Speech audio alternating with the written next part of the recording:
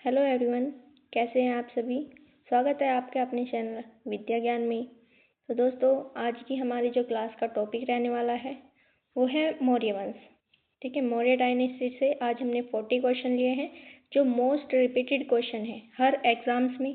ठीक है, पूछे जाते हैं और पूछे भी जाते रहेंगे, क्योंकि मौर्य वंश से ज़्यादातर हमने रिपीट होने वाले क्वेश्चन ले लिए हैं और आगे जो बन सकते हैं वो क्वेश्चन भी आज ही हमने इस क्लास में ले लिए हैं। ठीक है, तो क्लास के लास्ट तक बने रहना। ठीक है, तो चलिए शुरू करते हैं हम आज की क्लास को।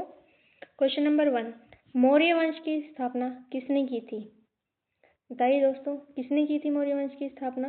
तो ये चंद्रगुप्त मौर्य ने की थी। 322 ईसा पूर्व में की थी। महापद्म नंद जो नंद वंश का संस्थापक था, जो अंतिम शासक था घनानंद, उसकी मृत्यु करके इन्होंने मौर्य वंश की स्थापना की थी 322 ईसा पूर्व में। ठीक है, क्वेश्चन नंबर 2, चंद्रगुप्त मौर्य का गुरु कौन था? बताइए कौन था? तो ये थे चाणक्य, जिनको कौटिल्य भी बोल देते हैं और विष्णुगुप्त भी बोल देते हैं।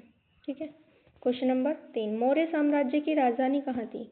तो मौर्य साम्राज्य की राजधानी पाटलिपुत्र थी। ठीक है, जिसे मेगास्थनीज ने अपनी पुस्तक इंडिका में पालिब्रोथा कहा है। ठीक है, क्वेश्चन नंबर 4, अर्थशास्त्र की रचना किसने की थी?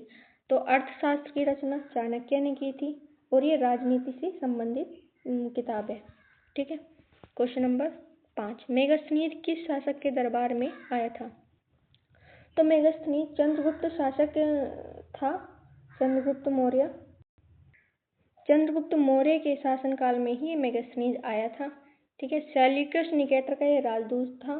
सेल्यूकस निकेटर जब युद्ध में हार गया था चंद्रगुप्त मौर्य से, तो उसने अपनी बेटी का विवाह चंद्रगुप्त से कर दिया था, तो उसी के साथ ही मेगास्थनीज भी आया था। ठीक है, क्वेश्चन नंबर 6, मेगास्थनीज ने कौन सी पुस्तक लिखी थी? तो हमने अभी पीछे बताया था आपको, इंडिका पुस्तक लिखी थी। क्वेश्चन नंबर 7, चंद्रगुप्त मौर्य ने किस यूनानी शासक को हराया था? तो सेल्यूकस निकेटर को हराया था। ठीक है, इसी की बेटी से इनका विवाह भी हुआ था। क्वेश्चन नंबर 8, सेल्यूकस निकेटर का राजदूत कौन था? ये भी हम पढ़ चुके हैं, मेगास्थनीज था। ठीक है, क्वेश्चन नंबर 9, मौर्य काल में प्रांतों का शासन कौन चलाता था? तो प्रांतों का शासन कौन चलाता था, बताइए। तो कौन चलाता था? ये चलाता था युवराज। ठीक है, क्वेश्चन नंबर 10, बिंदुसार का दूसरा नाम क्या था? बिंदुसार चंद्रगुप्त मौर्य का पुत्र था, तो इसका दूसरा नाम था अमित घात।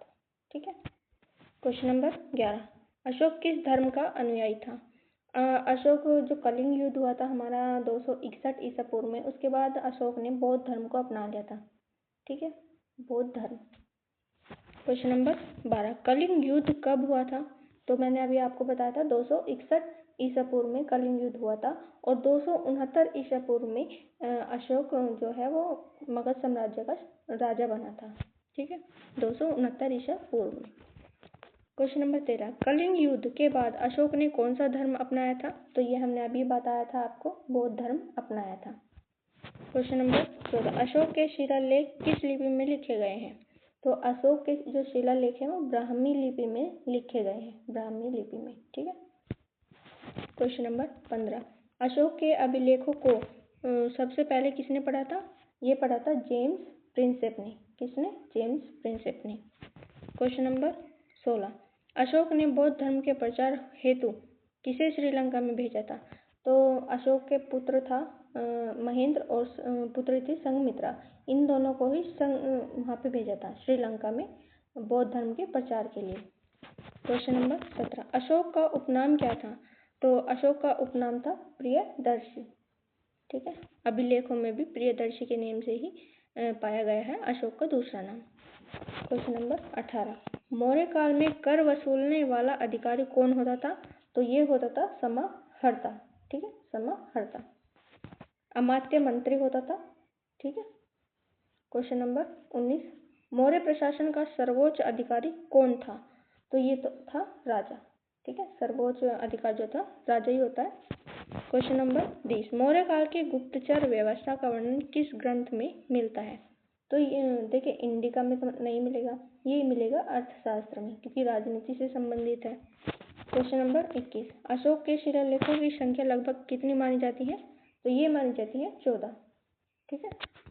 क्वेश्चन नंबर 22, अशोक ने कौन सी बौद्ध संगीति आयोजित की थी? तो ये तीसरी बौद्ध संगीति आयोजित की थी। क्वेश्चन नंबर 23, तीसरी बौद्ध संगीति कहाँ हुई थी? तो ये कहाँ पे हुई थी? वैशाली में। ठीक, वैशाली में। क्वेश्चन नंबर 24, अशोक के अभिलेखों में किस भाषा का प्रयोग हुआ है? तो बौद्ध धर्म में पाली भाषा होती थी, ठीक है, और जैन धर्म में प्राकृतिक भाषा, तो ये पाली भाषा का उपयोग किया गया है।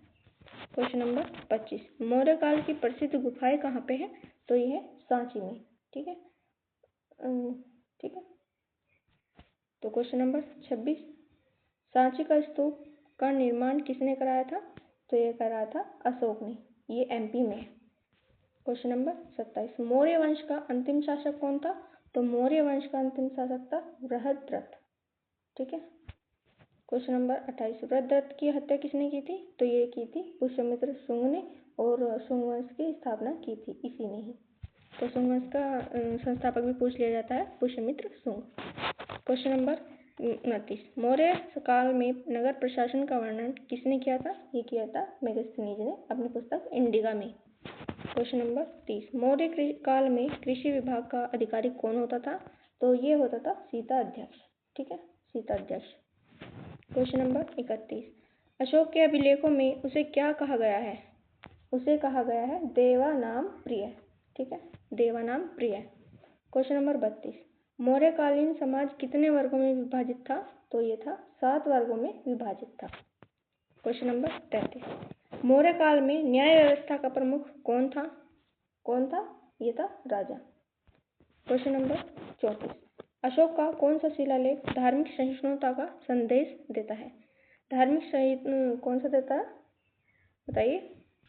तो ये देता है 12वां। ठीक है। क्वेश्चन नंबर 35, मौर्य काल में सड़क निर्माण का कार्य कौन देखता था?